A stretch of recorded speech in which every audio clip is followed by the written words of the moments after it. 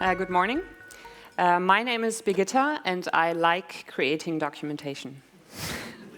It was not always like this. Actually, I think most of the word skills I possess today, still from Clippy's times as well, I guess, are from times when I was actually writing large documents, probably in hindsight, redescribing a lot of the stuff I wrote in code in human language. But I have not touched Word in months, and the last time I touched it was not for software documentation, so I do documentation very differently today. But still, saying that I enjoy creating documentation feels a little bit like a secret confession, because there seems to be a bit of a stigma attached to the topic, especially in the era of agile development. And I think a good visualization of the stigma is this. This is an internet search for software architecture diagrams. And another thing that represents this stigma for me is this is a picture of just 2 pages of the table of contents of a 500-page book on documenting software architecture. And it contains words like templates, release strategy for documentation, and architecture document. And some of these words maybe make some agile developers shiver a little bit. But so what is agile documentation then? And this book had a 2011 second edition, and the epilogue had 4 pages on agile. And they also reprinted the 4 value statements of the Agile Manifesto, and Anjuan already took us through them yesterday, so I, of course, want to talk about this one, that we value working software over comprehensive documentation. Because it seems like in a lot of places, this has led to people saying, oh, we're Agile, we don't do documentation, we don't have to do it. So you might hear developers say things like, docs are outdated anyway as soon as we create them, so it's a waste of time. Or our code is self-documenting. Or documentation, like what? UML diagrams? But on the other hand, documentation seems to be on all our minds. Just yesterday, I think half of the talks, the word documentation was mentioned as a side note. And as a lead developer or as a thoughtful developer on your team, you might also say these things, but at the same time, you might be thinking these things. The team needs to share a common understanding. Or I just heard Alice explain that complex thing again. Or why did we choose technology X again back in the day? And of course, as Anjuan also mentioned yesterday, the intention of the manifesto-style phrasing is to say that while there is value in the items on the right, we just value the items on the left more. So while there is value in documentation, we value working software more, and we definitely value working software more than comprehensive documentation, like those Word documents I used to write. So software documentation basically comes down to describing our software and also recording that description so that other people can pull it up when they need it.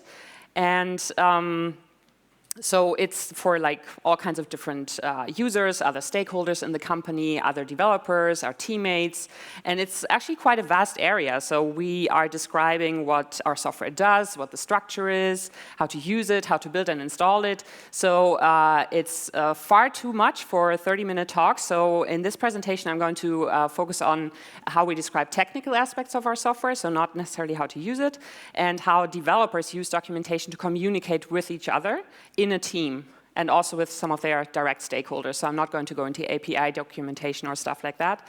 And I'm also focusing on documentation on a higher abstraction level. So of course, our code can also better describe our software and our tests, but I'm going to focus on things where we draw pictures and write stuff, actually write stuff down and record it. So how much is just enough documentation then? And where are you on the scale? Are you maybe on the left-hand side where you prefer to, or maybe you're dealing with a code base that doesn't have any documentation at all, or you have that self-documenting code that describes your software pretty well, or maybe even tests that are nicely readable as specification? Or are you on the other extreme of the spectrum where maybe you even have UML diagrams that have 1 box for each of the classes in your code? And, or you're somewhere in between, and how do you find a good point on this scale? Of course, like so many things in our profession, unfortunately, there are no exact rules or definition for this, what is the best point. It all depends.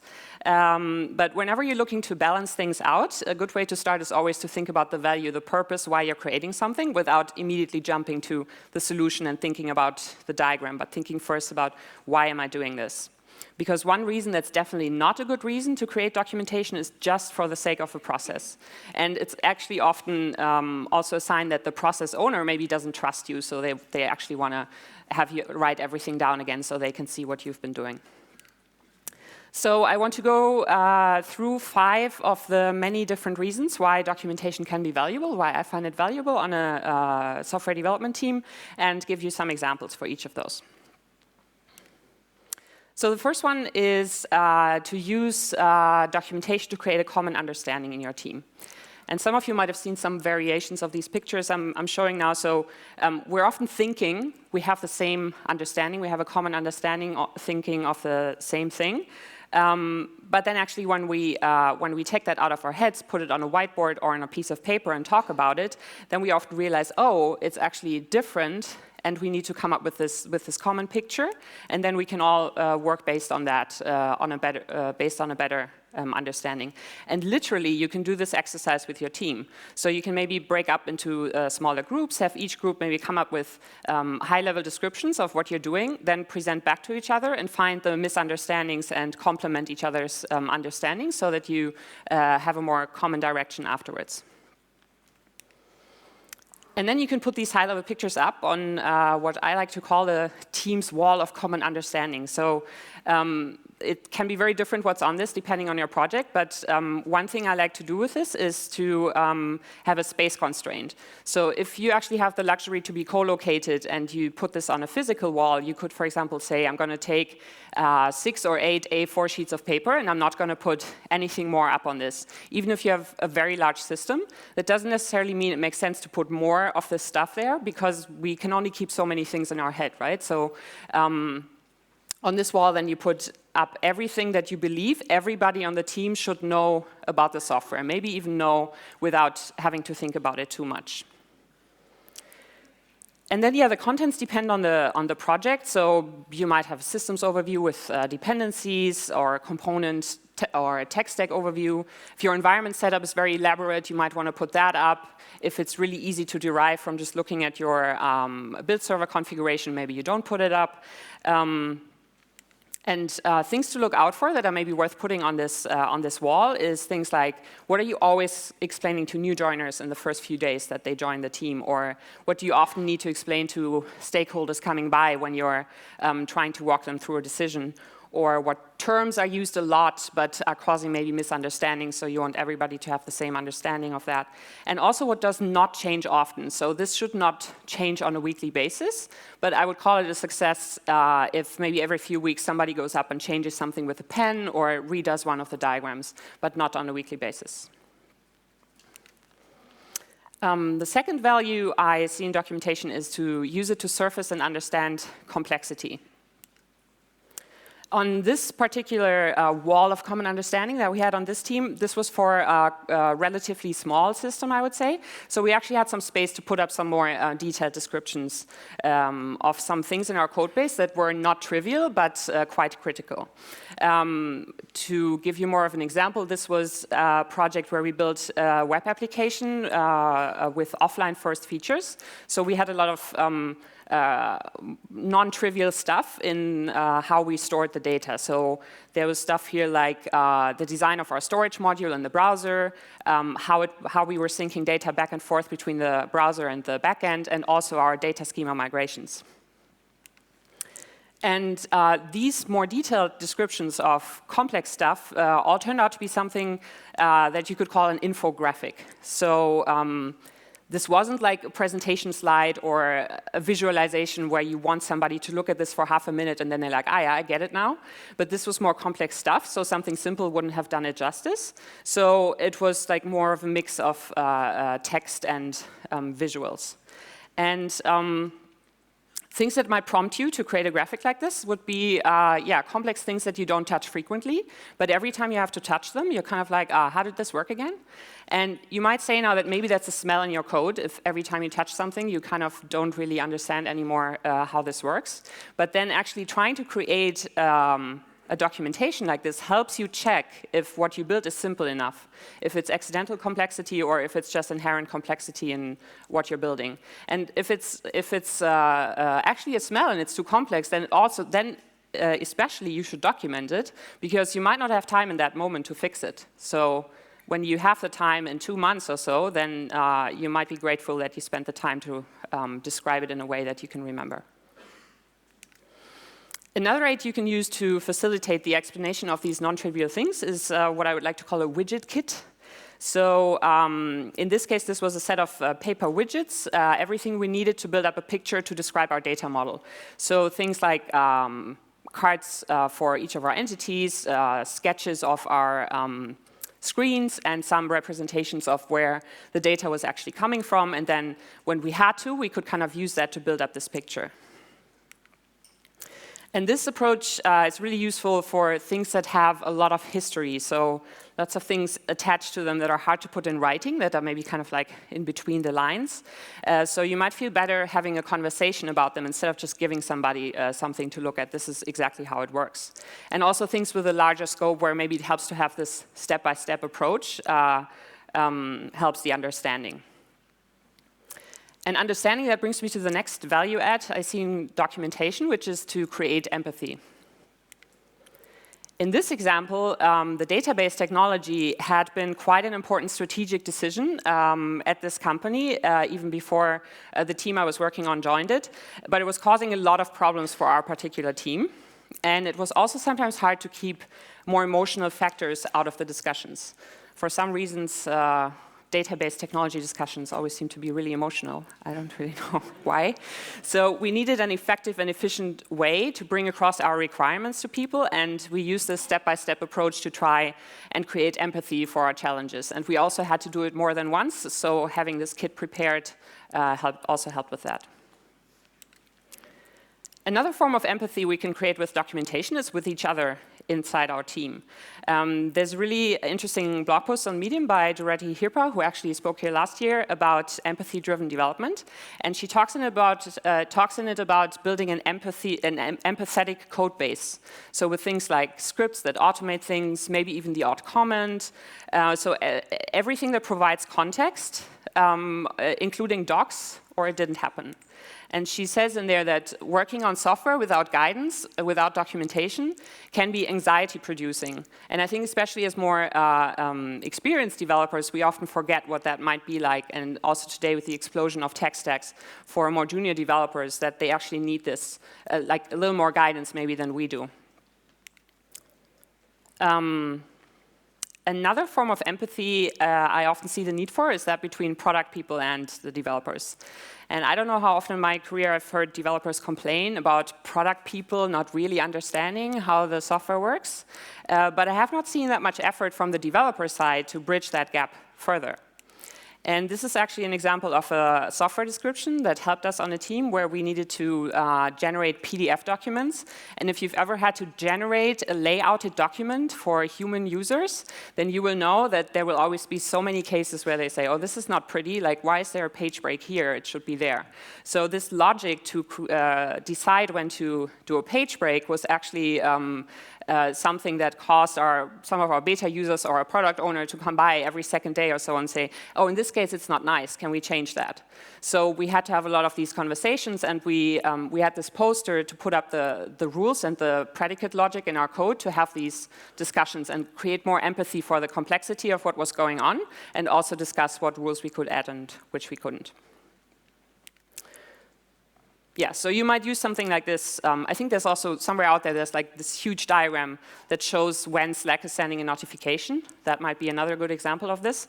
So we could use this to show complexity to others to help discuss solutions, and also show them the scope, the effort that we're having, so that they, can empathize with us. Might be when you have a feature, for example, that has a lot of bugs that are caused by misunderstandings. And finally, describing our software should also be able to help create empathy with other technologists. So if you look at another engineer's work and think, that's dumb, why don't you just do this other thing? And find out why the problem is hard. But what if you can't? Because nobody knows anymore what the problem actually is. Which brings me to my next point, which is to use documentation to help our future selves make better decisions. And This is a blog post that Michael Nygaard, the author of the popular book Release It, wrote in 2011 already about documenting architecture decisions. And in there he says that one of the hardest things to track during the life of a project is the motivation behind certain decisions. And that without understanding the rationale behind decisions, we only have two choices in the future then, to either blindly accept the decision or to blindly change it. And we never want to be in that situation, right? To be blind. To make it when we make decisions. So to get you started with this, a nice little tool that helps you maintain Markdown files I have up here, and it actually uses the Nygaard recommended structure of context, decision, consequences, and you can then version those Markdown files with your code, and you can also, of course, do this with Word or with commercial wikis. But actually, in my experience, the medium or the tool for this is actually not so much the problem here. It's quite lightweight, quite easy to just write these things down. It's more getting ourselves to really routinely do this super valuable thing, and I think it's one of the most underused types of documentation I've seen so far, but it's so valuable. So why is it so hard? I've been looking for maybe there's a cognitive bias out there that is causing us to do this. I haven't found one, but if any of you have an idea, please let me know. But I guess it's because usually when we come to those, when we finally take those important decisions, we have this closure, and then we just want to get on with it, right? We want to implement it. We don't have patience to sit down and actually document it for the future. And it also seems to be hard to kind of decide what are you writing down and what is not important enough to be written down like this. And I think this is something where especially the more experienced developers or the lead developer on the team bring value, because we have that experience to say, oh, this is actually something that will be harder to change later, that will really affect our architecture, and then help other people decide when to do this, and look out for those moments. And when you decide to document a decision, please describe the problem as well as the solution. So if you write down that you chose technology X because it's super scalable and it supports Docker, that's not a list of requirements, and it won't help help a future developer decide if they want to replace that technology, because they don't know why it needs to be scalable and they don't know why it needs to support Docker. And the structure I mentioned before of context, decision, consequences, this context part can help you remember that you should write these things down and not just describe your solution. And finally, I want to talk about creative problem solving. And I'm going to go in a quick detour now, but we'll shortly be back to the topic of documentation, just as a slight warning. So one of the things neuroscientists tell us about the brain is about the two halves that they are responsible for, generally two different types of thinking. The left side being analytic and the right side synthetic. So the left side is supposedly responsible for our written and verbal skills and mostly linear and rational thinking. And the right half of the brain to process images and patterns, and it's also more suitable for addressing complexity and ambiguity, and also seems to contain the centers of creativity. And I got the summary I just gave you about the left and right brain thinking from this book, The Back of the Napkin by Dan Rome. And in the subtitle it says that it's about solving problems with pictures. And I really like the title because it has the notion that you might put those pictures on a napkin and then just throw them out, because it's more about creating the picture and not having it forever. And it also doesn't have to be particularly polished. And Rome also says in the book that vision processing appears to take place equally on both sides of the brain. So if you practice active visual thinking, that might actually activate both your analytic and your creative capabilities at the same time. So why am I talking about visual thinking in a talk about documentation? I feel like that maybe the reluctance to record software descriptions, this like, oh, it's going to be out of date soon anyway, and this kind of like, yeah, reluctance, sometimes maybe prevents us from going through these very valuable exercises where we create these things and then actually have realizations and can get unstuck in our problem and solve it. So if you find yourself shying away from visualizing things because you feel like, oh, it's just like one of those architecture diagrams, that's a waste of time, then maybe think again and think if this can maybe help you solve a problem that you're currently dealing with. And you don't have to keep what you're drawing, and it doesn't have to be perfect. So these are all, you might actually have desks like this in your team space, right? So I certainly did not keep these pieces of paper, but they helped me think through a problem. Dan Rome also talks about using your hands for this, so actually drawing things and not using a computer, because first of all, people like seeing other people's pictures and they become more receptive to them. Secondly, it's actually quicker to create them. And it can be like a constant trial and error process, especially on a whiteboard. And if you use a computer, it's sometimes too easy to draw the wrong things because you're using a tool that already has shapes pre-configured and stuff like that. And then a lot of, so the infographics I showed before, all of them actually evolved from something that happened on a whiteboard, and then we chose, oh, this is actually worth keeping for longer.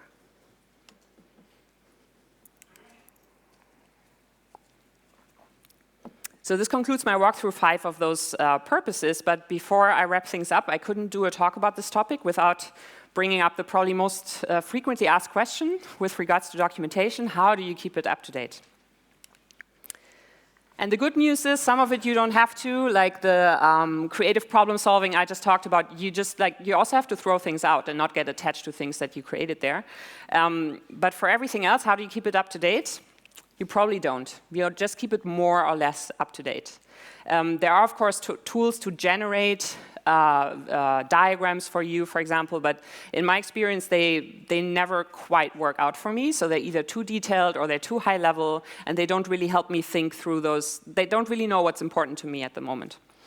And in the end, everything that is not necessary to actually keep your software running, ultimately it will be out of date to some degree. But having said that, so a few things that I do or that I would recommend for this is, the first thing is, same as with code, just have as little as possible. That always helps. Also make as much of it visible if possible. So if all your documentation is buried in some corner of your wiki that you never go to, then it will definitely wither away. But if it's up on the wall for everybody to see and you walk by it on the way to the bathroom maybe, or in a README that every new developer who joins your team comes across, then out-of-datedness will be noticed much more frequently. Also, to groom it constantly, you can try and find ways to include this in your rituals or your ceremonies, depending on what those are. For example, maybe you have a weekly catch-up with all the developers about tech stuff that happened that week, and you could have maybe a recurring thing where you do refreshers on certain parts of your application that you don't touch often, and in that process also think about if you have good descriptions of that or if you need them. And lastly, try to make the creation of documentation a collaborative activity. Firstly, because if just 1 or 2 people do it, then you only have their perspectives in it. And secondly, because if everybody does it and you do it together, you create ownership of that documentation. So it also increases the probability that all team members are aware of what you have and what needs to be updated. And honestly, this is actually something that I'm struggling with because I told you that I kind of like doing some of these things. So sometimes I then, as the lead developer on the team, I step into that trap where I'm like, oh yeah, my team is doing the working software, that's the important thing, so I'm going to take care of this documentation for them. But then maybe they might not even be aware of some of the stuff I've been doing, and then it becomes out of date. So this is one of my challenges that I still have with this, how to get everybody else to be more enthusiastic about this. So this is one step in that process. So to wrap it up, I talked about how to balance your level of documentation. You should start by thinking about why you do each of those pieces, what purpose it serves. That will hopefully help you create some that you dismissed before, like those decision records, but that are really valuable, and avoid those that are waste. So I talked about creating common understanding, surfacing complexity, creating empathy, help our future selves make more informed decisions, and creative problem solving. So finally, this is how I think about documentation when I look at what's there and what's needed. So firstly, there's the code, and that's the only truth. And that's the most up-to-date description you'll ever have. And then you have maybe maps that help you navigate the structure of your code. You have how-tos to provide guidance and reduce that anxiety I talked about. And you have stuff about your history and context, so decision records, or also your Git commit history. And you have that creative thinking space where maybe, rubber ducking or drawing some stuff out helps you solve a problem. And how much and what you need in each of those areas depends on your context, right? What's the seniority of the people on your team? How frequently does your team composition change? What's the type of application? What domain is it? And which phase of the project are you in? Are you at the very beginning or somewhere at a later stage? But ultimately, all of these things together should rarely have the goal to enable another person to understand everything without talking to the team. So if you have so much documentation that your team is under the illusion that they don't have to talk to each other anymore, then you definitely have too much. And it's actually counterproductive. So the team members are the guides of the code and the system who use all these things as tools to remember and to more efficiently communicate. And the process of creating and grooming documentation in the appropriate form and dosage can actually be a great catalyst for lots of other Agile principles as well. So yes, even in Agile development, you should create documentation, and I hope I could give you a few ideas of how. Thanks.